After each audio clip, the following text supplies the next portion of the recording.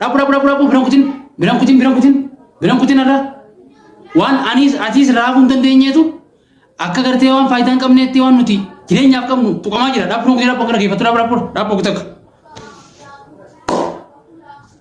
ashama harka isin fuunee kabajamoo fi jaalatamoo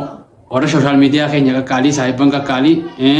dhufnee jirra abbaan studio gaafii fi TV dhufnee jirra maali seete gaafiin suni arraantana wanta kan na dhibe duuba atis dhibamtee tuma jirtaa bar ana qofaa miti hay yeroo duraatiif waa'ee namaa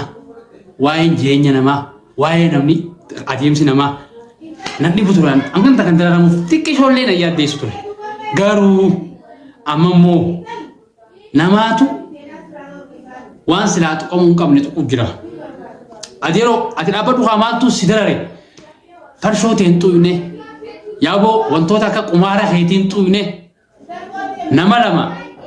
lama kasara namni jiraachuun qabu jee yaaduutu waa lama tan namni silaa jiraachuun qabu jee yaaduutu jiraate wanni silaa jireenya namaatiif barbaachisaadha dhabamuu barbaada namni maali seetonni lamaan sun namni lamaan nama farshoo nama dhugu taakka jiru nama ooyiruu jimaa hin qabne hudduu takka tarraa gurguratu nama hin qabne inni kun jireenya namaatiif akkamirraa akka ta'an jaabar haa jiraatu obboleessi keetii maa firaan dhiifne rabbitti haa ta'u jujiiti firraa dhiisi malee saayikoo warra gartee qabeenyaaf waan kana qabuu tuquudhaaf jimaan haraami aboo maariyyoo maartikoon haraami ogas farshoon halaali farshoon halaali ogis abooni taphattanii fokkortee akhi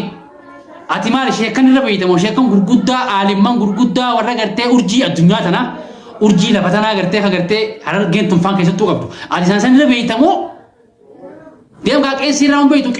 hun beeytu sheekan irra beeytaa miti silaa waan sheekan juunatti ni faalleessitaawee adeeroo jimaan halaali harargeedhaaf dhufa jireenya igaabo wallaansa sammuuti dhageeffadhu buleessoo adeemsa jiruuti waashani harargeedhaaf jimaan sigaltee jireenya harargeedhaaf barbaachisaan yoo barbaadde adeeroo jimaadha khayrinnaa jiraadhu jimaa xuytus tuquu baattus irraan hirriftu itti ni daatu